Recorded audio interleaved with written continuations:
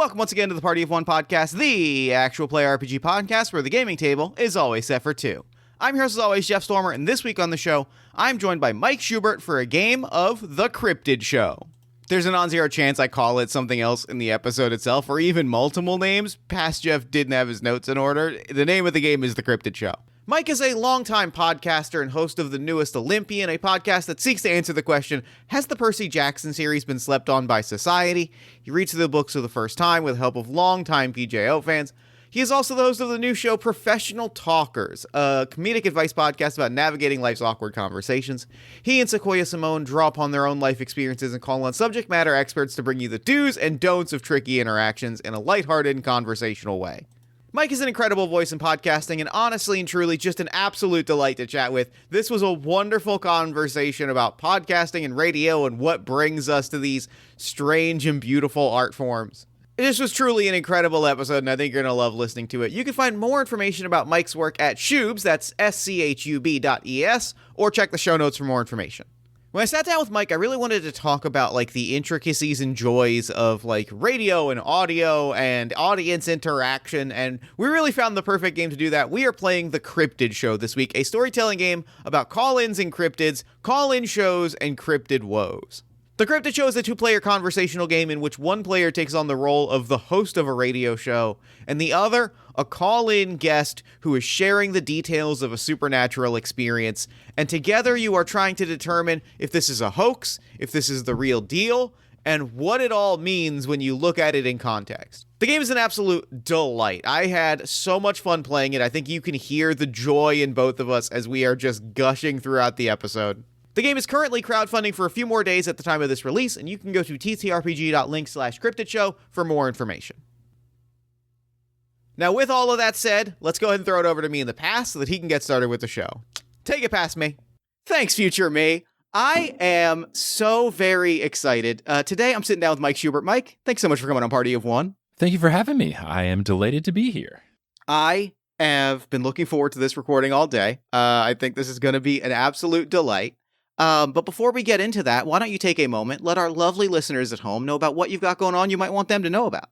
Sure. I have a podcast that came out recently that I'm very excited about called Professional Talkers. I'm co-creating that with Sequoia Simone, who's a good podcasting friend of mine, and we are both full-time podcasters, so we are now giving conversational advice in a comedic way, but we've had so many awkward conversations that have also been put on the internet for everyone to consume that we think we are the experts, the professional talkers, and we can help you not have awkwardness in your conversation. So we're talking about things like small talk at a party where the only person you know is the host, or going on a first date, breaking up with someone, talking to your boss, telling your roommate that they need to be a little less messy, telling your neighbor they got to quiet down, all those things that can create yikes. We are here to provide advice and pitfalls to avoid. It's been fun. It's my first video podcast, so that's been a new endeavor.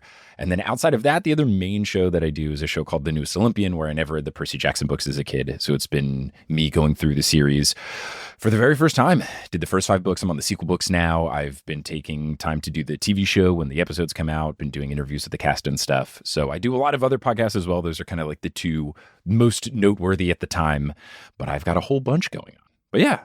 I feel so deeply called out by professional talkers at this exact moment. I always say that one of the distinct highlights of this is hearing about cool things and immediately getting to react live, but also, how dare you is I think the only thing I can say. I think that's the immediate gut reaction that I'm feeling at this moment, and we have to allow ourselves to feel these things. It's been really fun to make. We're having a really good time with it, and we're actually helping people according to the comments. So that's been fun too. Not just goofy, but apparently the advice is good. That's got to be an incredible feeling, especially when you launch a project to just have fun and enjoy yourselves, and then you hear back hey, this actually turned out really helpful. There's such a distinct magical energy to that is something really special. Right. When the show's thesis statement achieves the thesis statement, and then the goal of just having fun and creating something with my friend has been fun, then yeah, it's a great bit of alchemy in the podcast world. There's truly nothing like it. There's a reason that I've hung around for as long as I've hung around, and it is getting to hit that mark, and at the end of the day, it is sitting down with somebody and going, hey, let's have fun for a little while, and then we get to make something cool and weird, and somebody else comes and listens to it and gets something out of it. Mm-hmm. I'll tell you, it fucking hits. Yeah, dude. It has not totally stopped hitting in that time. Well, speaking of which, let's have some fun and play a game for a little while. Let's do it. I would love to. So today we are playing the Cryptid show. This is a game about constructing and deconstructing cryptid sightings live on a radio call-in show. A 2-player dialogue game about a host and a caller talking about a supernatural experience and trying to understand the reality of that experience, the supernatural of that experience. And for us in this moment, in this conversation, it's really a game, I think, about the radio and about exactly what we're talking about of the relationship between creator and audience and the experience of making things and putting them out into the world. And I want to ask you, what are you excited about? What's on your mind as we're sitting down to play? What are you bringing to the table? I think the big thing is I grew up in central New Jersey. So the Jersey Devil is near and dear to my heart. That was kind of the earliest example I have of any sort of cryptid, local mythology, folklore kind of story.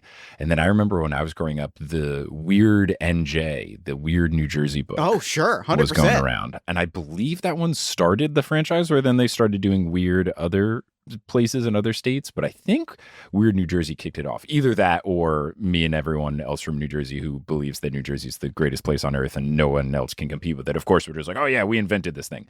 So that was kind of my earliest introduction to it. And then I think naturally, when you have a career in independent podcasting and you meet a lot of independent podcasters, naturally you find out everyone is super into Greek mythology and local folklore stories. You're really not wrong is the thing.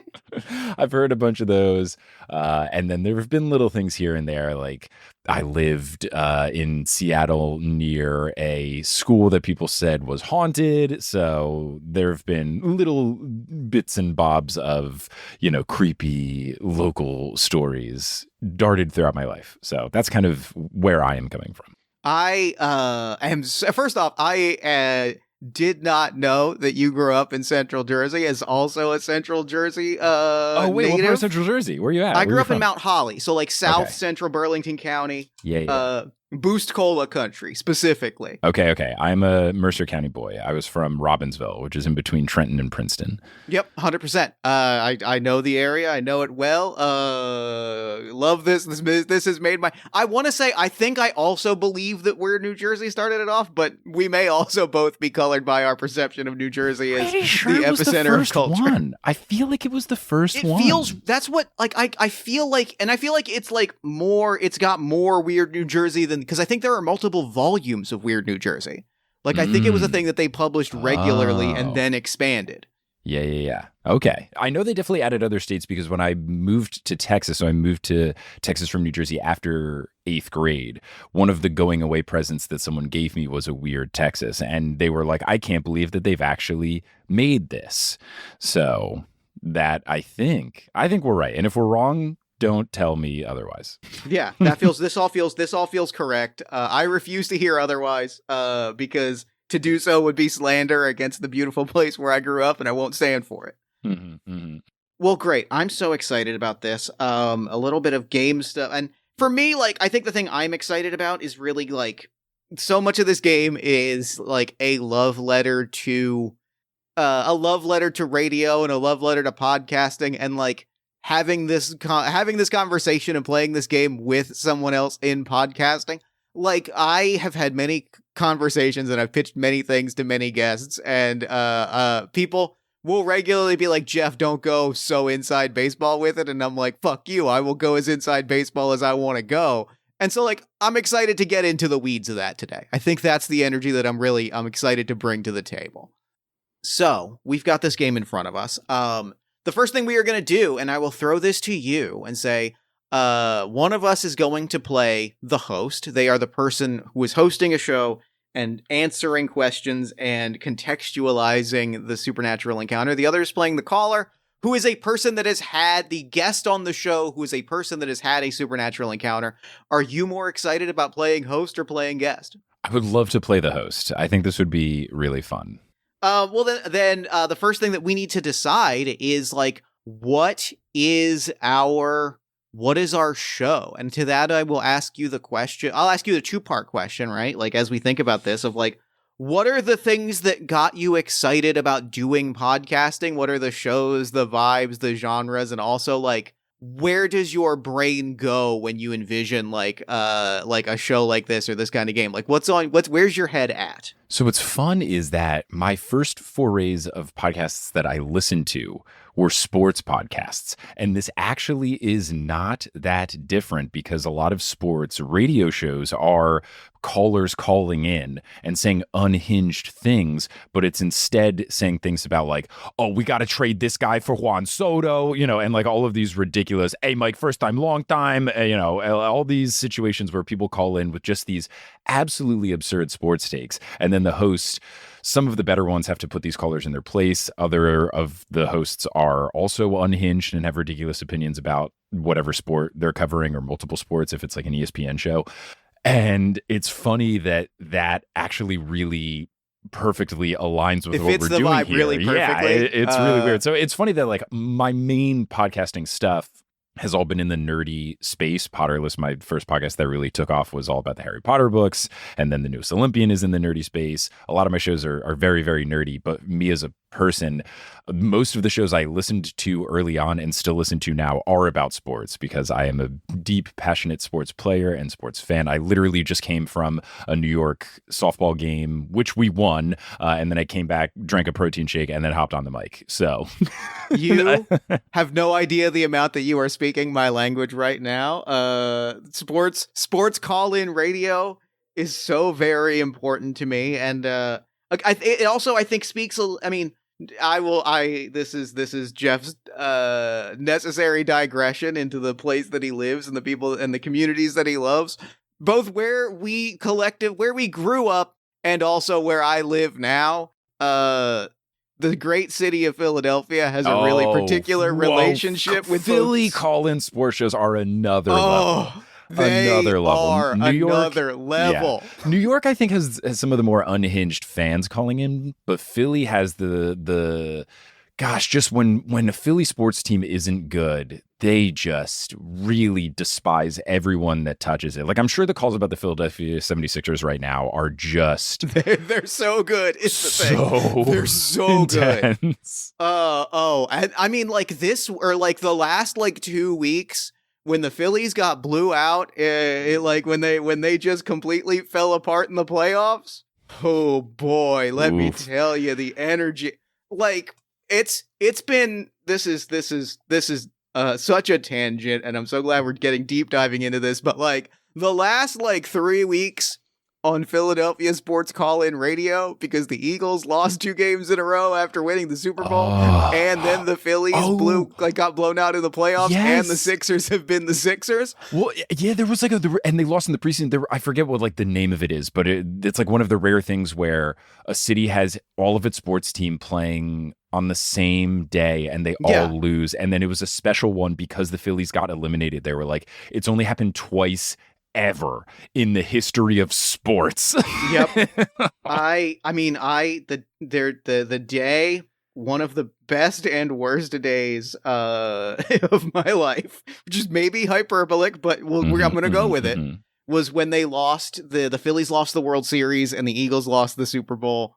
Or no, the Phillies lost the World Series and the Philadelphia Union lost the soccer championship the same day. Was also the day that the Philadelphia Chicken Man ate his 40th rotisserie chicken in 40 days. Wow. Yeah, that man became a hero to this city at a time when we needed him the most. And the calls at that day, nothing else you'll ever hear in your life. Gosh, Philly, you gotta love it. You gotta love it. So yeah, that's where I'm coming at, and that's why I'd love to be the host, because I think I'll bring the same energy of like the type of host where, like, I've also listened to the podcast Welcome to Night Vale, which feels very in this space, very also in that space, yeah. And I kind of love the idea of the host of a call-in Welcome to Night Vale show refusing to believe that he lives in Night Vale. Like, I like the thought of just people keep calling in with weird stuff, but he refuses to, see that this might be a common thing in his town. Just gonna be like, what? People are always, I don't understand these people. Like, they're always complaining. What's going on? And I kind of love that. Really funny. In the way that, like, Mike Francesa, a sports New York guy, loves to just be like continually, he's always flummoxed by the fact that people have unhinged New York sports opinions. And it's like, dude, you are the most popular call-in sports show in New York City. You are going to get people who have very intense feelings about the New York sports teams. He is baffled by his fans and delighted by the film Green Book. And these are the things that stand out. Yep. I'm so glad that you've mentioned all of this and that we get to deep dive into this, because my brain also goes to sports call-in shows and the idea of, like, that combative energy. Like, one of the next steps is there's an optional table of, like, fun traits about the host or caller, but I don't need that, because now I've got the energy of, like, slightly combative. But, like, and I think how that translates into a caller or into somebody calling into this show really is, I'm trying to decide. Maybe I'll throw this to you and say, which is more fun, which is more engaging, which speaks to you. Does that translate as, like, desperate to prove that this is real, or thinks that this is very cool that this happened and is really, like, leaning in on, yeah, I had this happen to me, aren't I great? You're saying, like, for the caller, what are they trying to? Which of those two options speaks to you more? I kind of like person calling in really, really of their convictions that this absolutely happened. And, they're calling in more like in the thought of, I'm just telling this to someone and I want them to just nod and say, uh-huh. And then if there's any pushback, they just become exacerbated. Like, this just reminds me of a lot of two-man improv scenes that I used to do when I did improv in Seattle. Me and my buddy Daniel had an improv group. His last name was Kinnaman, my last name is Schubert. So we had a group called Cinnamon Sherbert, and we would often have scenes where one person was just the most absurd character, and then the other person would be a straight man trying to, this is great, get to the bottom of what's going on with this person. And I like the idea of me as the caller and you as the person witnessing it, not necessarily being at odds, but being on very different ends of the believing that this encounter actually happened spectrum, and then trying to see, like, where they overlap and where they are two circles next to each other instead of a Venn diagram.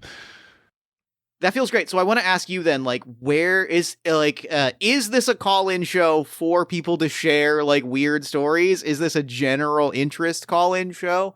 Like, or is there a topic that is being derailed by this conversation? No, I think this is just like, maybe this guy is on the air for a couple of different shows, and this is specifically like, let's hear what's going on with the community. A little bit like town hallish vibes of, like, let us know your thoughts and how you're feeling. Let's open up the dialogue. And then it is just always, hey, I saw a 5-headed chicken in my backyard. Love that. Because we live in whatever bonkers town we're in. Okay, I love that so much. This is great. Okay, so we've got our context for this encounter. I'm going to draw 4 cards here. I've got a deck of playing cards in front of me that I have arranged into suits. So I'm going to draw 1 card from each suit. I'm going to hide those from you. This is going to be this is fun in that I'm flipping cards and reading prompts and seeing what's taking shape. And, like, I'm seeing everything developing, and so I am drawing 1 card of each suit. Okay, great. Good. All great. Phenomenal. Okay, cool. Once we're underway, I'll throw it to you. Get on air, introduce yourself, give your show's name, tagline, talk about the show, talk about what's going on, introduce the first caller on the line. I will introduce myself, explain that I had a cryptid sighting, and then I will talk through each of the 4 cards that I've drawn. As I'm doing that, feel free to interrupt me, ask follow-up questions, get details, find an answer, keep listeners entertained, and just, like, make sure you're getting an explanation from your perspective of what the caller is seeing. I get to decide whether I agree, and if I get too angry, then I will hang up. Okay. And then we decide like what the solution is and go through and find a solution. Let me see. Hold on. I'm just reading this final piece of the puzzle. We go through and find a solution and like talk through like what comes after that. What the host recommends, what their advice to the caller is, and sort of like what happens. We'll play through that, and then we'll see if we want to like flip roles. We'll see how long that takes, and if we decide to want to flip roles, or if we just want to keep deep diving in. Cool. So with the cards and the different like categories of what's going on, you are drawing these, and it's like it does not become public information. Like you have set like, oh, if I get I have drawn the 4 cards. I'm going to reveal what I've drawn one step at a time, and then I'll expose that to you one card at a time as I explain what I'm describing. Cool. Yeah, I just want to make sure I am not supposed to be having information. I like how in the dark I am. I'm going to reveal that information, and then if we swap places and have you as the caller, you'll do the same, and I will. You'll do the same, and I will have that information hidden from me. Mm-hmm. Okay, great. With that, you're on the air. Talk to us about the show, and welcome your first caller. Hello, everyone. Welcome to another edition of Coorstown Conversations. I'm your host, Steven Stevens, and we are here as we are every single afternoon at 5 p.m. Workday's done. Let's talk about what's going on in our local community. We really like our community aspect here in Coorstown. Try to have that, Coorstown camaraderie here, and I'm excited just to hear what is going on with all of you. As always, I will be letting the calls come in, letting you all tell me what's on your mind. We'll talk it out. Future callers might want to, talk about what you've talked about. They might have their own thing to discuss. We really try to not have too many restrictions here. We're all about that open community and open lines of communication. So without further ado, I'm going to start letting the calls come in. And we already seem to have quite a few. So let's turn it over to our first caller. First caller, why don't you let us know who you are, what's going on, how you're feeling? Hey, what's up? First time, long time. Excited to be talking to you. Here. This is Jerry from Westville. I'm here. I'm in my bedroom. And can we talk about what's been going on lately? Can we talk about this rain that we've been having lately? Because I guess something got through, and now I'm staring at this blotch on my ceiling, and the water stains are doing some crazy things, and I need to talk about this with somebody. Sure. No, happy to do it. Look, we've all had our leaky roof situations. I mean, it sounds like you might just need to redo the roof. You just have a little bit of water in the ceiling there? That's what I was thinking, but then, the Hat Man, he said differently. Oh, okay. Tell me more about this Hat Man. The Hat Man. Unfortunately, I don't know the Hat Man. You don't know the Hat Man? I wish I did, because I love hats, but I mean, he doesn't want you to wear his hat. It's sort of, I think it might be the source of his power. I don't know. It's, he is the shape on the ceiling. He's the Hat Man. You watch the water comes in, it forms a stain on your... Everybody at home is agreeing with me right now that the Hat Man is here. Okay. You see the water's on the ceiling, it takes the form of the Hat Man, and then the Hat Man speaks to you. He speaks to you from the ceiling. From the water on the ceiling, sure. Gotcha. You're telling me you've never seen the Hat Man and the water stains on your ceiling? No, I regularly check my roof to make sure that I don't have any leaks coming in, so I am not... Oh, look at J.D. Rockefeller over here with no water stains on the ceiling and no appearances of the Hat Man. Whoa. I apologize. I'm not trying to flex. I'm just trying to provide context. But this Hat Man, okay. Hat Man, made out of rain, stays in the ceiling, though. Never leaves. Well, I mean, that used to be the case, but his hand did, sort of hold my face. And, I felt the urge to spread the word of his power and, announce his imminent arrival to the largest platform that I can because, he is coming. He is coming and, he will be seen by us all. The Hat Man, he will his arrival cannot be stopped. You know, I think he really wants me to signal that to you and to the audience at home that, like, you know, there is no stopping his arrival. It is imminent. Okay. You know, it seems if he's coming from the rain, you're right in that rain is just part of life, and we can't really do anything about it. So if he is coming with the rain, then I think you are right. He is coming. And now the question just becomes, how do we welcome the Hat Man in the most outreach, arms across, you know, come on into the town way? Because, you know, rain is just part of life. Yeah, I don't know. I mean, you know, there is a voice kind of screaming at the top of my lungs and the back of my brain saying, like, run, go to your basement, board up all of your windows. Dear God, don't let the rain come in, because with it comes the Hat Man, and the rain will wash us away, and we will be swept away in the misery torrent. But I don't know if that's just, you know, that might just be, you know, seasonal blues. That might be seasonal depression. I don't know. What are your thoughts on that? Oh, you know, it could be, you know, it could be. The Hat Man, has he ever said anything to you about getting out of the house?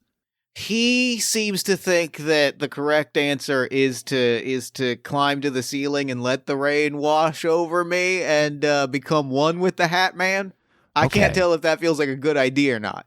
It feels bad to stand on his, you know, I'm union. I'm a union roofer, and that feels that they always tell us, you know, you got OSHA. They're always telling us not to go on the roof while it's wet, but of course, you know, that's not what the Hat Man is saying. Right. You know, there's an old adage that goes, let the rain fall down, I'm coming clean. And I just wonder, is the Hat Man trying to come clean? Is the Hat Man trying to live out the words of that great poet? You know, that's a good question. That's a great question. It's a good question. You know, I personally don't have experience with this. I'm trying to grasp as best as I can what to do with this Hat Man. I think I agree. Going up and joining him just feels rather dangerous. You know, he's come to your house. He's come to your residence, and now he's trying to dictate what you should do. I'm not so sure about that. I feel like you want to stand your ground. Sure, you want to welcome in the Hat Man if he's, you know, become a guest in your home. That's one thing. But for him to make you want to leave and put yourself in harm's way could be a step too far. I appreciate what you're hearing. I appreciate. See, this is why I call you, because all the other hosts that I've talked to, you know, you're about the 7th show that I've called to announce the arrival of the Hat Man. Right. Everybody else, you know, you're meeting me on my level. And listen, that means you're good people, and I appreciate that. You're talking to me at my level, and that means a lot. I know it means a lot to the Hat Man, because again, he's got his hand on my face, and I'm feeling his terrible wonder and seeing the infinity that is contained within him. And so, like, I get the feeling he appreciates it as well. Okay. This is a new development. To me, the Hat Man at first just seemed like a visitor, like when a neighbor comes over asking if you have extra flour, and then you chit-chat it up a little bit. But terrible wonder and face touching of the hand and seeing into his power, that seems different. I've never had a neighbor say that to me. That's perplexing. Interesting. Because, like, you know, I thought it was weird at first, but then he told me that my mind simply could not comprehend all of his being and all that contains him. And so I didn't know, you know, I kind of went back and forth on this myself. Right. That's a tough one. That's a classic, you know, you see this in lots of different religions. Something doesn't make sense, and then they just will say, well, your simple human brain cannot comprehend it. So as much as I do want to push back, I don't have any sort of facts to say otherwise. So I don't know. I might be in a little bit of a loophole here with the Hat Man. I wish I could put him through, but it really feels like, he is speaking to me with my own mind. So not an and out loud speech, a telepathic sort of situation. Yeah, sort of like screeching to me in my own mind, and I'm watching the end of days unfurl in front of me before my own eyes, and I am watching all that I have known and all that I will ever know crumble into dust, all kind of contained within the water splotches on my ceiling. Yeah. And so I guess my ultimate question is, how come these prices on quotes on getting roof repair are out the window? I feel like we set a pretty reasonable price. We set like a good union rate, and we've got these non-union roofers are coming in. It's going haywire out here. Yeah.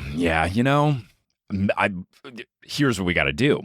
Figure out if they are factoring in prevention of the Hat Man into it, because now we're just not talking about roofing. We're talking about security. We're talking about you think, okay, sure, it's a bundled deal. They didn't really pitch it. We've been kind of picturing just, roof repair. We weren't really factoring in, dispelling the oncoming wrath of the Hat Man. And, admittedly, I'm hearing he's pretty hesitant to the whole security angle. He's really emphasizing that, now and forever shall be one and the same, and that his presence will be forever felt. And so I'm trying to, I guess my next steps is you think I should take back to my bosses and take back to the union and say, hey, we should probably be looking into this? Or do you think that maybe we should be welcoming the Hat Man, and that maybe all things are going to end with the Hat Man, and that we should merely, throw our hands back and accept the inevitability of the Hat Man?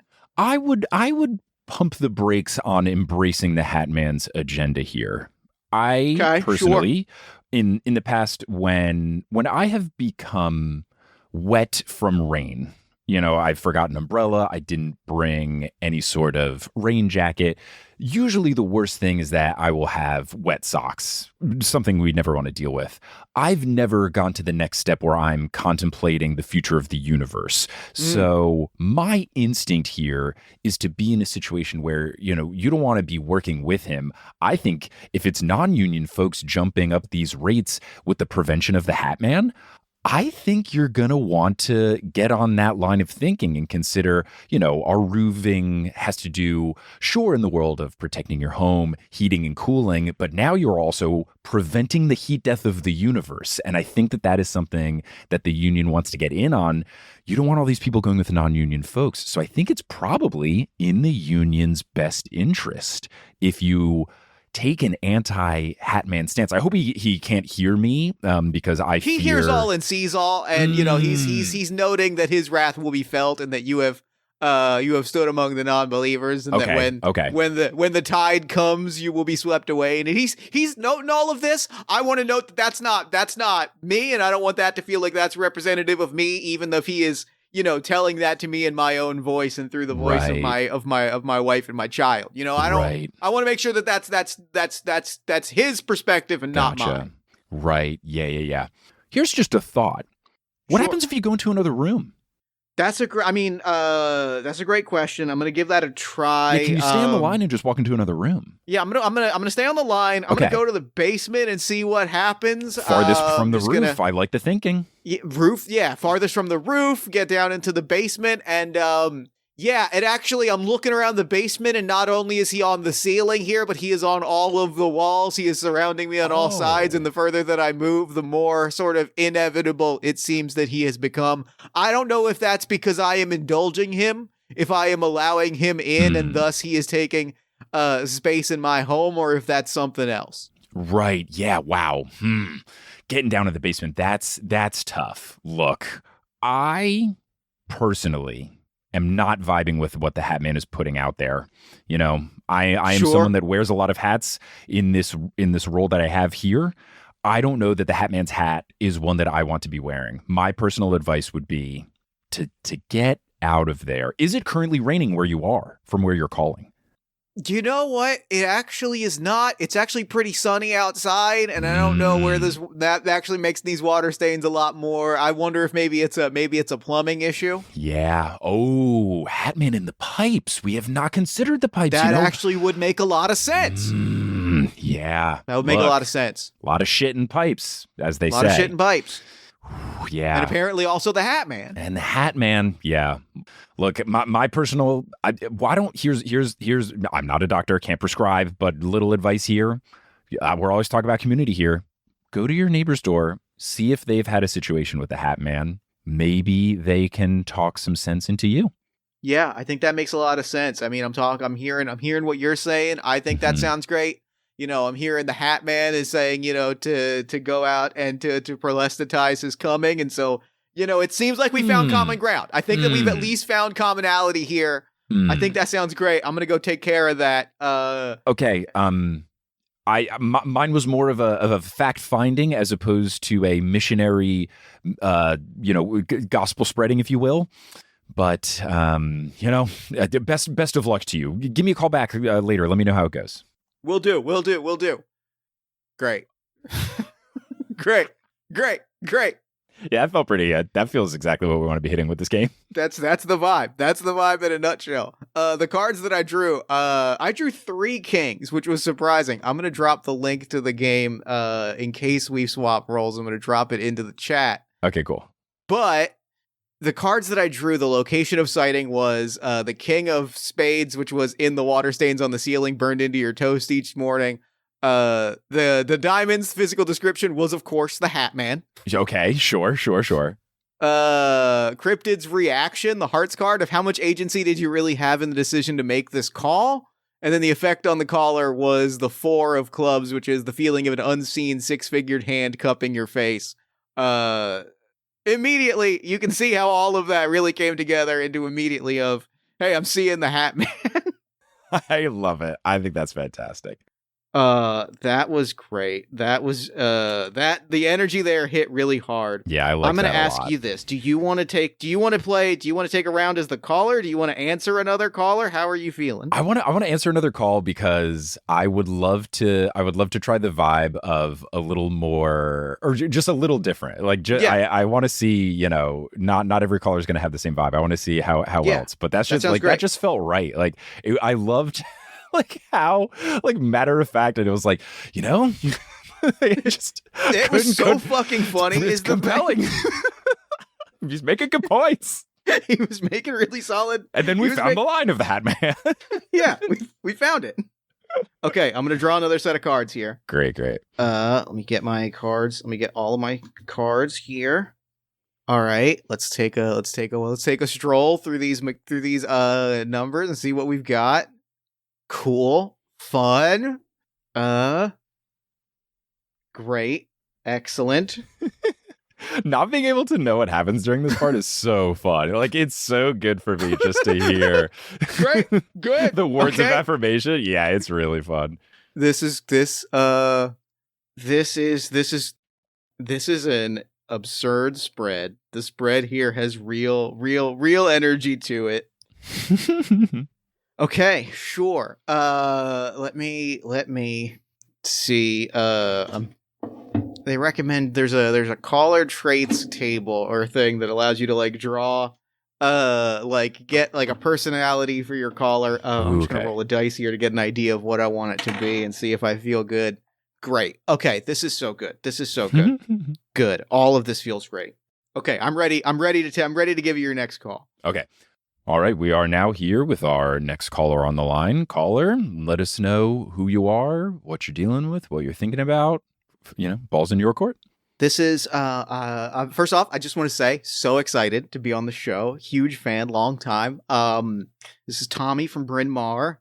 Hi, Tommy. The thing I love about the show, and I got to shout this out. You got to allow me a fanboy moment. Sure. The thing that I love about the show is there's so much talk about the big picture things. I think we lose sight of the little things here and there, and I think your show really helps me feel at one with the community, at one with where I live and the people that I'm around, and I think that that's really powerful and really valuable, and I just want to shout that out and say it's so special what you're doing. Thank you so much. I really appreciate that. Yep. And so I think that's why I wanted to call you today, because I have a lawn care. I have a home care question for you, and this felt like exactly kind of the place to go to ask this. So my husband and I, we moved in together about 8 months ago. We've got this lovely little cottage on the outside of town.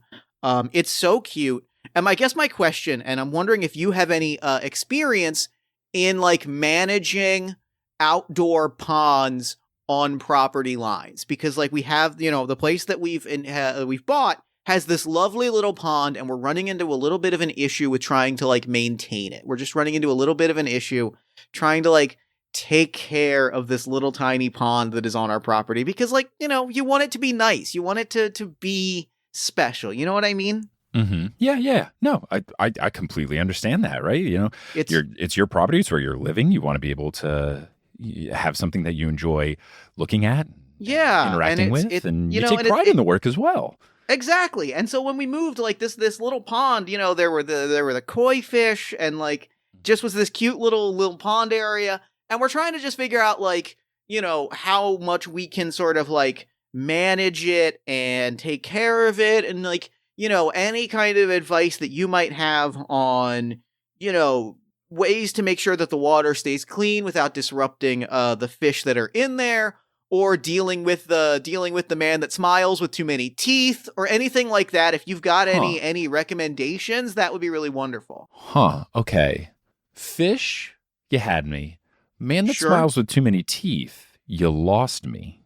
Oh, I'm sorry. Yeah, you haven't seen the well-dressed man staring at you with a rictus grin, and he's got more teeth than a person is supposed to have, and you know the guy. He's got the blood kind of trickling down from the cracks in his overstretched lips, and he sits there and he smiles at you wider and wider. You know the man with too many teeth.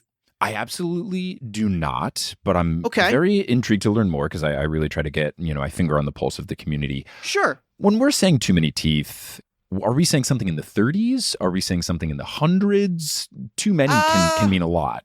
Rows and rows of teeth like a shark, I think, is probably the best description. And then as he smiles, his mouth kind of opens wider, and row after row of teeth. It maybe is infinite.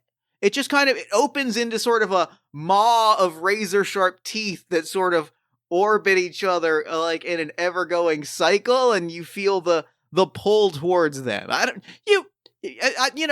We see him from time to time. Okay. Gravitational pull in the teeth. Yeah, like literally pulling you in. So it feels like you're getting pulled into the water, and I think that's maybe part of why I'm thinking about like water care, right? And why I thought maybe you were the person to call, because, you know, you've always got such good practical advice and, you know, a really grounded perspective. It's why I've been listening for as long as I have. It's why I've kind of listened from market to market, you know, not to reveal myself as a fan, but like, understanding. You know, so like, you know, it sort of pulls you into the water, and I want to make sure the water is welcoming for, you know, as he is beckoning us into the depths of the water. Right. Yeah. The beckoning, that feels, I don't know. I don't know that I've ever heard of a fish or an aquatic thing in a pond doing anything other than just like swimming and eating, you know, little fish food. Sure. Okay, great. Yeah. No, that makes sense. I guess I'm mainly wondering, you know, if there's any advice that you have on like maintaining the quality of the pond. I guess the other question that I would have is maybe more on an interpersonal level. If you don't mind me asking multiple questions on the call. I know it's supposed to be one question per caller, sure. I figure while I'm here, I gotta ask as many questions as I can. But I'm having an issue. I'm having an issue with a roommate, or I guess you could say a roommate. I really am uncomfortable with the fact that they suddenly have started appearing to me with a gun. And like, I don't know how to kind of sell them like, hey, I'm not really okay with that. I'm really a pacifist, and like, you know, what you do, you know, in the pond is your business. But, you know, I don't know how to like express that and kind of confirm those boundaries for when they appear to me in the pond. Okay, so take me back, run me through this. You're going to the pond. Yeah. You are seeing your roommate brandishing a gun in the pond.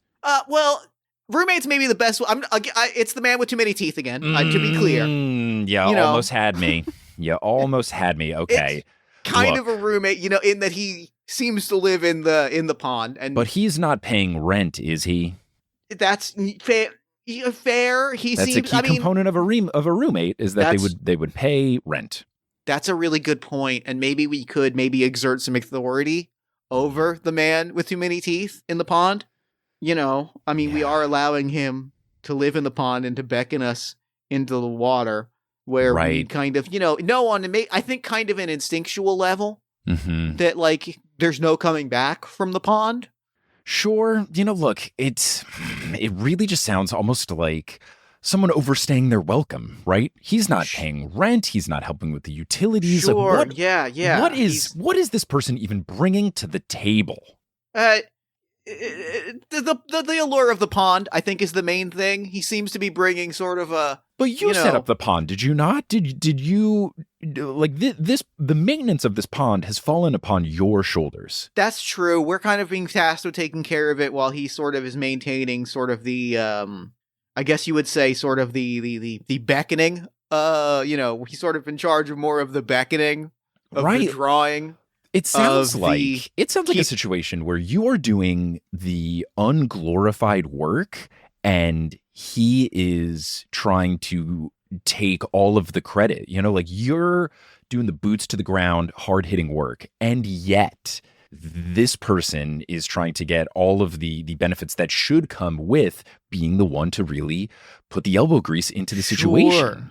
Yeah, no, that makes sense. I think that makes sense. And also, this also gets at maybe some of the disagreements that we've had or kind of the butting of heads. Like, we obviously, with my husband being busy at work, like I kind of take on a lot of the home responsibilities. And part of that has been, like managing the lawn, managing the pond, and like making sure everything is clean. And yet sometimes whenever I go to the pond and I see the man with too many teeth and he brandishes his teeth and he beckons me, I blink and, hours have passed and I have just been standing over the water and suddenly it's nighttime. And like, I feel like maybe, and again, thank you so much for talking through. I know I'm asking a lot of questions. I understand that. And I don't want to like take up any more of your time. I know how busy you are. And I just feel kind of awful about like putting so much.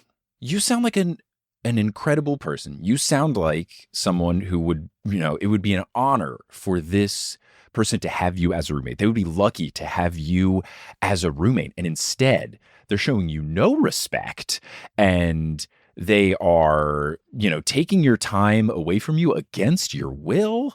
I just sounds horrible. And I think you deserve better. And I don't want you to sell yourself short. This is what I think I needed to hear this. I'm so grateful that I called. I mean, I'm also just excited that we got to like chat and like that was this. I'm going to tell all my friends about this. They're going to be so excited. I think probably the first person I'm going to tell is the man with too many teeth in the pond. I would advise against that. Okay, sure. I'm listening. Not just for my safety, but also I think you're going to have to draw some boundaries. Some boundaries. Sure. Yeah. I knew you were going to say that. Yeah. Sure. Boundaries. That's one of the words that you love. Yeah, sure. Mm-hmm. I appreciate this. No, this is really helpful. I'm gonna maybe write up a tenants agreement. Maybe write up some guidelines. I think that feels like a good next step. Mm-hmm. I think this is gonna be really helpful, and I think if we are gonna have to live together, us and the man with too many teeth in the pond, I think we have to set. You're right. We have to set some boundaries, and I think I needed to have this conversation. And also I got to mark an item off my bucket list because I got to be on the show. I'm happy. I'm excited.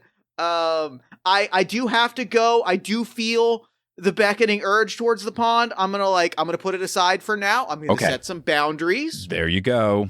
That's and I'm gonna draft up this agreement and then I'm gonna walk out to the pond where I click. Oh, I think we might have lost him. Okay. Well, I wish him nothing but the best.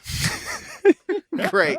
I love that I've just become the life coach to the town. I think it's great. This is great. I love it so much. The cards that I drew there were just under the 9 of spades, just under the surface of a lake. Mm-hmm. I drew the 9 of diamonds, so a well-dressed man staring at you with a rictus grin, blood trickling from the cracks in his overstretched lips. Mm-hmm. I drew what was it? There is the 10 of hearts. It just literally says, how did it get a gun? And that one really fucking got me. That's wild. And it had the effect of the jack of clubs is temporary blindness approximately lasting 4 minutes, which I translated as losing time staring into the lake for inordinate amounts of time. Yeah. I love that. That's great. Yeah, this was fun. Okay, I feel like I gotta get one in where all right. So take your deck of cards, take a minute, sort it by suit, or just draw until you've got one of each suit in front of you, and then assign each of those to a thing, and then I will hop in. Okay, so I'm just gonna shuffle it real quick, and then I'm just gonna do the like flip until I have one of each of the suit. I think it's the easiest way to do it. Okay, let me get that going. Okay, let's see. All right, so there's that one. There's that one. No, yes, no, and okay, I've got my 4. So now I reference the document. Yep. Okay. If you go to the section on encounter characteristics and then look at your spades as your location, diamonds is the physical description, hearts is the cryptid's reaction, and clubs is the effect on the caller. Okay, sweet. I'm just going to put these in my little notes app thing so I have them all together, be copy pasting. That's good. Okay, and then this one is, okay, great. We're moving along. It does. I also different. Now I'm seeing it. I'm seeing why we were talking this out this much, because this does involve a lot of like, okay, let me look, let me see. And you look, and then you're like, okay, I gotta reevaluate some things. Yeah, right. It's one step of just even like just getting everything together, and then it's like, well, now that I've gone through this giant list of potential things, now I need to figure out what I'm doing. Yeah, start to visualize like what this encounter is, and then this is fun. who this caller is. Great. That's very fun. Okay, cool. All right, so I have my. All right, I have my 4. I'm thinking for a host. Right. Yeah. Talk it out. What do you got? Who is this other host? I think that the counterpoint here that I want to go off of is if you are like town events and sort of piecing together the strangeness, I think there's a real fun. I don't want to. I feel like it almost undercuts the caller's magic if it's somebody that is too deep. No, I think it is somebody that is like so deep in it that they've lost the sight of how weird all of this is. Yeah, and it's very like the idea of somebody that's been doing this show for so long. I've seen some shit. Yeah, they're just like, yeah, all right, sure. What do you got? Feels very fun to me. And I then like that. It's a good contrast. My heart. A big piece of my life belongs to Morning Zoo Radio. I used to live I had about a 90-minute commute for the better part of a decade. So I would be on the road for the peak of the Morning Zoo. And so that this energy Morning Zoo host that is just chew over everything feels right. Yeah. I love it. Okay, great. All right. We are back with the Z-Man in the morning. We've got a great lineup of callers. We've got wacky news at the top of the hour. But before then, let's hear what's going on. Caller, you're on. What's up? Hey, how's it going? Happy to be on the call here. Just looking forward to chatting. Just want to say, thanks for all that you do. I think you run a great show here. I don't think enough people are complimenting the work that you do on the show. So before we get into, can we get a bark from the dog pack? Oh, yeah. Look, I didn't want to, impose and no. Sort of force that in there. But I appreciate it. You waited for the moment, and that's a good sign. That means you know what's up and that you can hang. What do you got going on? Yeah, so look, I just got into work, and it's, I have to get, I know, right? It's tough. It's the grind, I got to get in there pretty early. But, I was doing my normal thing, wash my face, brush my teeth, all that kind of thing. And then, I was just looking and obviously, it's early, you might be seeing some things. And I did a couple like triple double check, but I just wanted to get your vibe here. It looked like someone was standing behind me. And it looked like someone that was just so tall that I could only see their legs. And the problem, these legs were, just so bizarre. The feet arrived in a way where, when you see something that's been like, they like protect the identity of someone's face, and they kind of make it so you can't really tell what's going on. That was going on with the feet. And I just kind of, I don't know. I don't know what, I don't know if I want to say possessed, but, I've never called into the show before, and just the entire drive up, I just had this internal urge that was to call you and to tell you about this. But at the same time, it felt, although this is my first time doing this, like I've done it again. Like we've had this conversation before. So my first and foremost is like, have you experienced this? And then beyond that, have we experienced this together? Sure. Yeah. No, for real. I think the first thing, the most important thing I want to call out, you're brushing your teeth at the office. That's fucked up. That's apologize. Weird. I apologize. I should clarify that I meant it's brushing my teeth before I drive into the office. Okay. I don't know if I messed up the timeline there. I'm so sorry. Great. No, it's fine. You have been taken off the Z-Man's zit list. You have been taken off the zit list. I wouldn't want to be on the zit list. Nobody wants to be on the zit list. It's an ugly list. I don't want to be on that zit list. The zit list. Zit list. Yeah, I didn't want to be there. No. Sorry. Okay. Sorry. Yep. Brushing before I leave. You're good. So, I get it. You're feeling some deja vu. I got it. We've all had moments, we've all had days that feel like the same day over and over again. You think to yourself, man, I got my degree. I thought I was going to change the world, and now I've been on the radio approximately 3,000 days, and not that anybody's counting. And then you just, where's the time go, right? Right. Where's the energy? But, we've probably I feel like I've had some variation of this convo before. I mean, I'll say I didn't think, I'm used to like, my coworker stands too close behind me in the bathroom looking in the mirror. The foot thing is weird. I don't know the foot thing off the top of my head, but, and the deja vu piece, I can't say I've necessarily, I don't know that we've had this exact conversation, but I've had a lot of conversations with a lot of people. Now talk to me like, I don't know, this coworker of yours that's standing too close to you, you can only see their chest. Like, do you feel them? Or you turn around, they're there? I'll have to, can I actually, do you mind if I put you on hold real quick? I'm at the office now. Yeah, of course. I saw this in my bathroom mirror at home. Can I quick go into the office bathroom and just, and just see if it is following me there? Yeah, no, that sounds great. Yeah, I'll be right back. Yeah, okay, so they were there. Okay, cool. I hadn't considered that they would be there, but they are still there. Same kind of thing. New piece of information though. I was able to see where the legs ended, and it did end in just like it was almost like Ken doll-ish.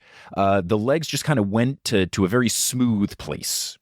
Just very like an oblong sort of ovular. I don't know what the 3D term for an oval is. Kind of just like an egg. Like the legs just kind of ended in an egg. Like an egg? To egg. Yeah. All right. I mean, I'll admit, not exactly what I was expecting, but like, okay.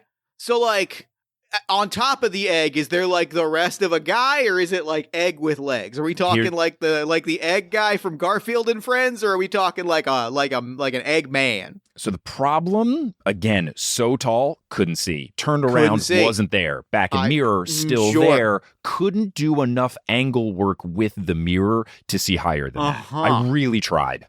Okay. In the mirror, not directly behind you. In just the one mirror or in every mirror?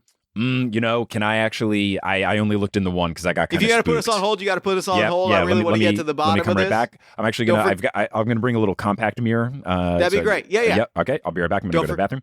Listeners, don't forget, we got wacky news at the top of the hour. You're not going to want to miss it. Also, we got an interview with actor Steve Buscemi later on the show. He's here to promote his new HBO series. Can't wait to talk to him. One of our favorite guys to talk to. Let's check out again with our caller. All right.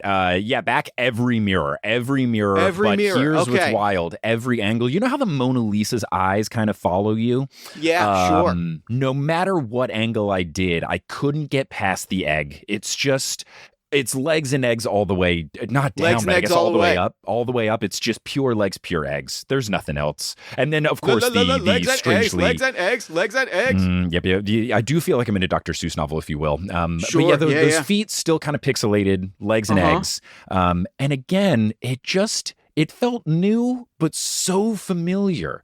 Like I've Right. made these same step-by-step choices. Like it seems like I've had this experience before. Like I have seen it in the morning, got to work, checked it out, gone back again, seen it. It all feels very new and familiar at the same time. You're sure we have not had this conversation before?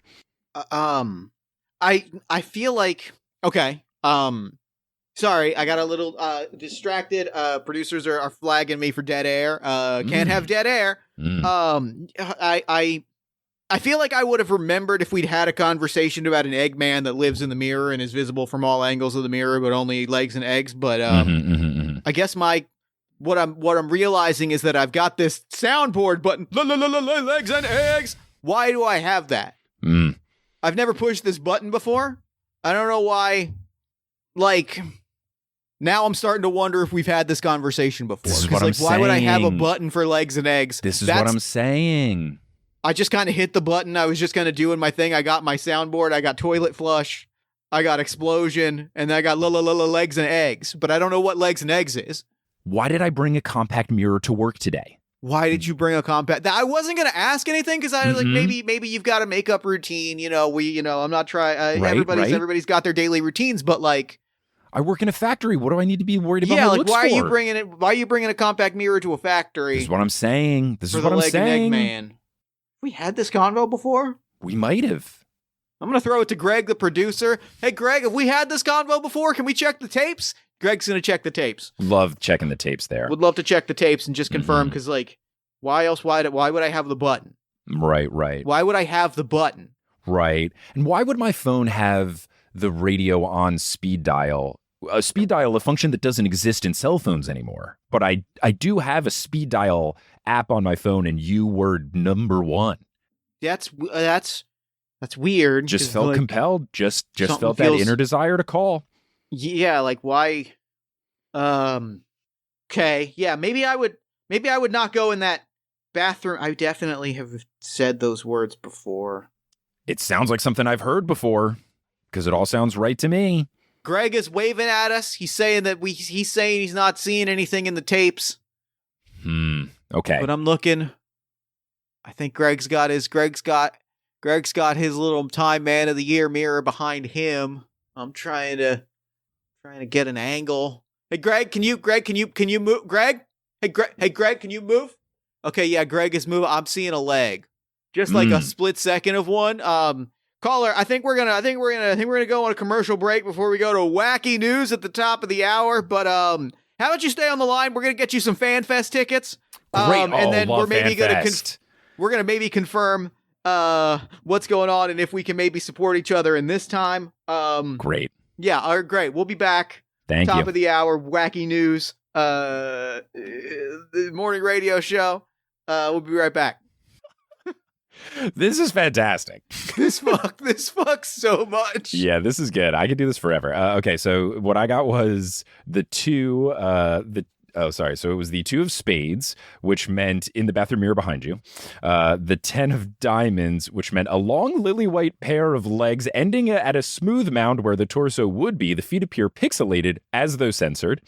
Then the king was, how much agency did you really have in the decision to make this call? That was the king of hearts. And then the 6 of clubs was, you've been here before. A dreadful sense of deja vu or a time loop, or a dreadful sense of deja vu or a time loop, or a dreadful sense of deja vu or a time loop, which that's just really good formatting on the game's part. Great prompt writing. Yeah, really good. Great vibe. Watching those come together, and then like I'll throw this to you. Do you want to do one more caller, or do you want to call it? Yeah, let's do that, okay. and then we've got a little 2 and 2, and I think that feels good. That feels good. That feels nice. Watching all of the prompts come together has been really special, and also the experience of like not knowing which prompts are going to come up, and then going like, "Cool, great." What's also fun is that the prompts are so well written that like my improv brain is like, I'm so used to getting like just the most boring suggestions from audiences and then being like, gosh, I really got to make something fun out of this. And instead, they're just like so perfectly written. I'm like, oh, I don't have to do any extra work. This is cool. This is great. This is fun. Okay, I am struggling to get. Oh no, I got a diamond. Okay, great. Cool. Okie dokie. So now let me do everyone's favorite part, which is putting together this. Okay. So let's go up to our top here where we've got our spades. Okay. Ooh. Oh, these are, man, only 1 out of the 4 and it's already so fun. Oh, good. I'm excited. Right. And then what's next? This one, which is going to be this. Oh, let me do, that one was already done. So let me get a different, let's do a different that, because we've got enough things we have not done that this would be fun to. Oh yeah. Okay, cool. That's there. And then you are this one. Oh, very fun. That pairs well with that. And then let's do this one. All right. Cool. Okay. Let's get it going. All right. Thank you again to Steve Buscemi. Always a pleasure to talk to. What an interesting guy. Just an interesting life. A lot of great perspectives. Love to hear it. Oh, he's waving at us as he walks by. We love you, Steve. You're great. All right. Let's take some callers. I'm going to not push this legs and eggs button that is calling to me, but caller, what's up? You're on with the Z-Man. Hey, Z-Man, how's it going? Great to talk to you. Love to hear it. Like, can we get a bark for the dog pack? Oh, woof, woof, woof, woof, woof. Yeah, there it is. Let's go. Yeah. Oh, man. So let me say, like, normally having a good time. Usually the days are quite good here, but love to hear it. You know, I've been a little shook. I was just doing what I do before I go to bed. I was, scrolling on my phone for 4 hours at a time. And there was one video that got kind of thrown into my algorithm. Didn't really know what it was. Looked a little different, felt a little, like VHS-y. Just kind of felt like this was old, interesting footage. Like it just didn't look like it was shot on a phone or a camera or anything. And, I was trying to look into what it was, bringing the phone up like right to my face. And, it looked like a worm. But it looked like it was as big as a person, like it was a person-sized worm. I couldn't really make out the features because this, it looked like this might have been shot on some sort of like old camcorder or something. So I couldn't really tell what was going on. But then, as I continued to watch the video, kind of looked like it made eye contact with me, except being a worm and all, like it doesn't have eyes. Sure, right? Yeah. Like, I don't even know if this was this thing's head or if it was its rear end, but it's kind of, it's looking like it's looking at me. I kind of move my phone back and forth and it doesn't break what I would assume is eye contact with me. Kind of a Mona Lisa thing, like the eyes follow you. Yeah, like that last guy was saying. Yeah, I felt a lot of kinship to him saying that. But then I got a little spooked. So I put the phone down and I noticed that I had these, like my parts of my skin had turned into like a hardened shell, like it was armor of sorts.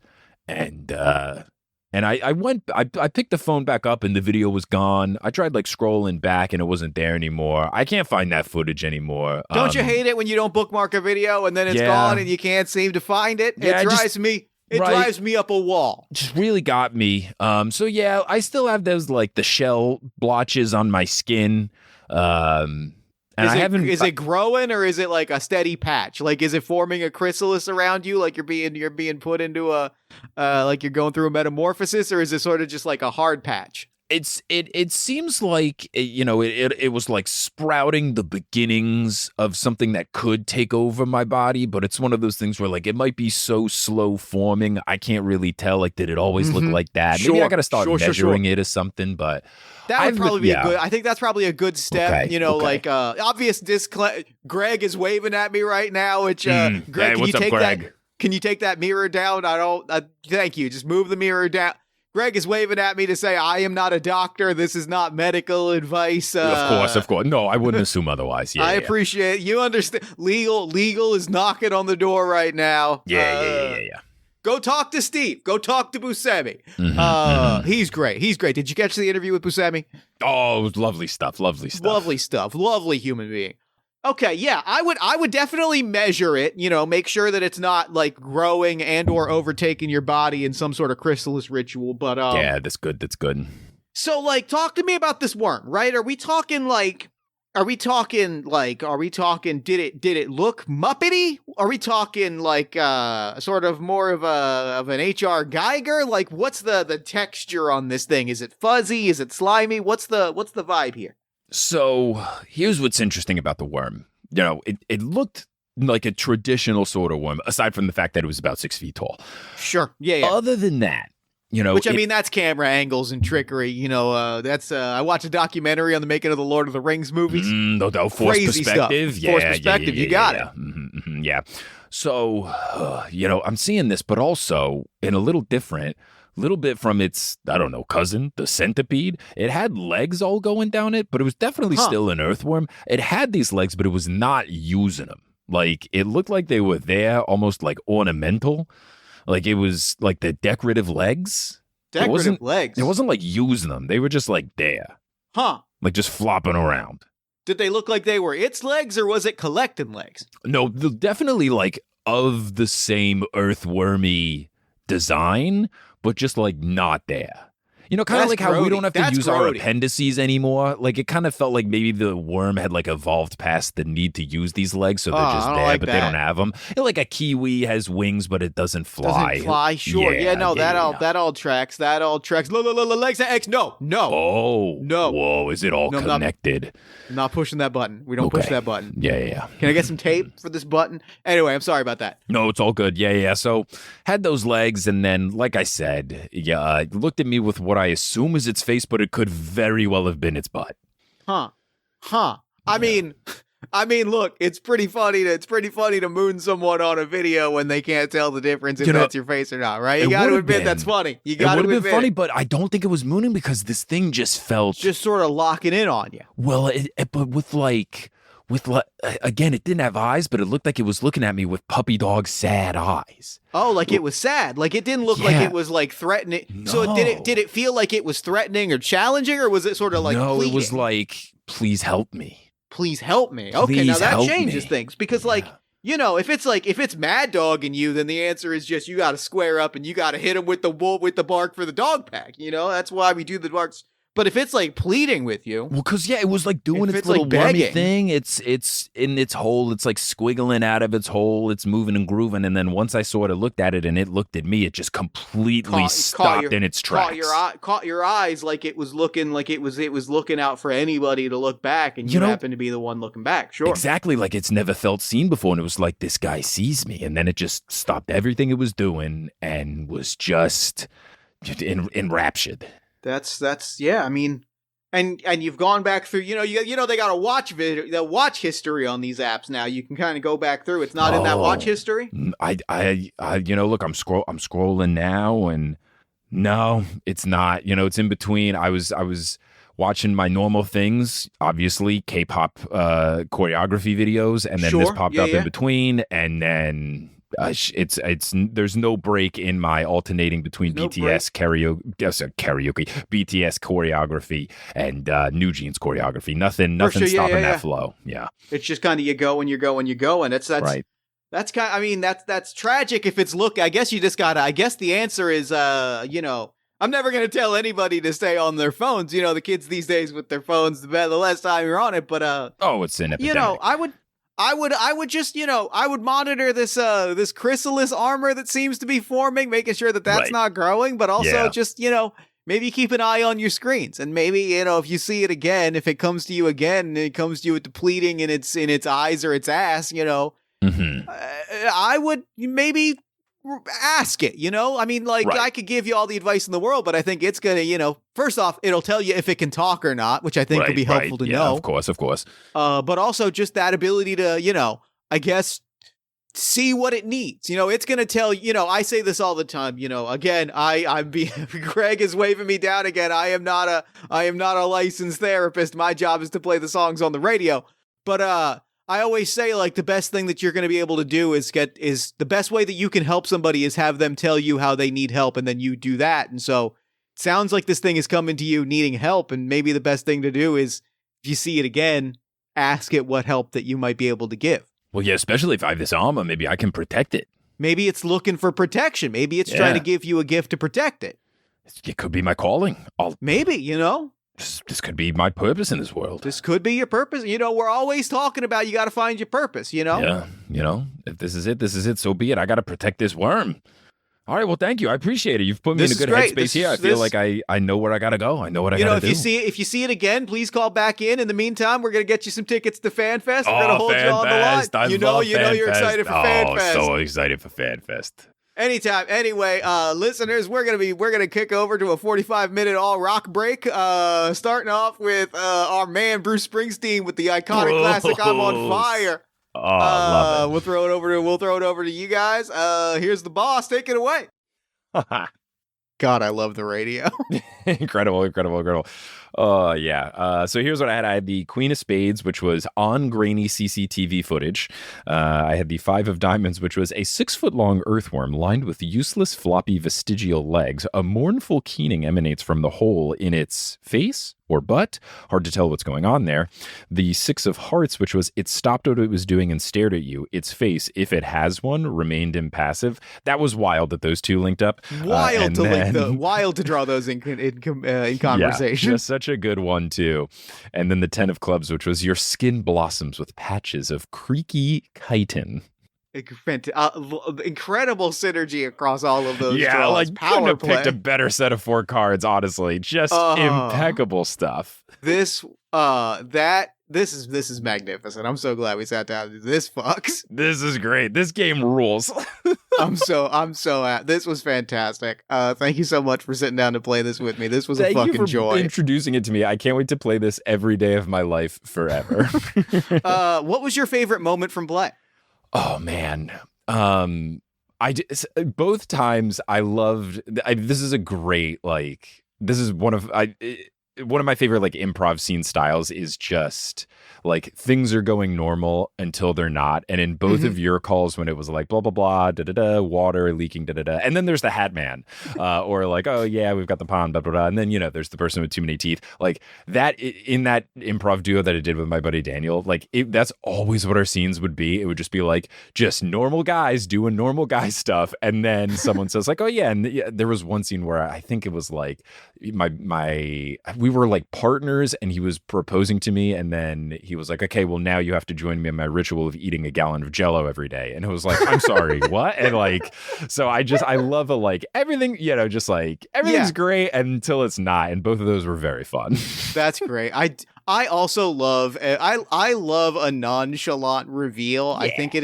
I think that it is really, I think that to a certain extent, it's the Venture Brothers fan in me is the ultimate show that will just casually say the weirdest thing you've ever heard and be yep. We're not going to explain this. No, that's on you. And then it's such a fun dynamic. Obviously, we're just doing 2-man stuff here, but if you have a group improv scene, I always love flipping it to where, the straight man, which I guess I should explain if people don't know improv speak, but that does not mean it's straight in terms of relationships, but it's just the normal person in the scene, the more grounded character.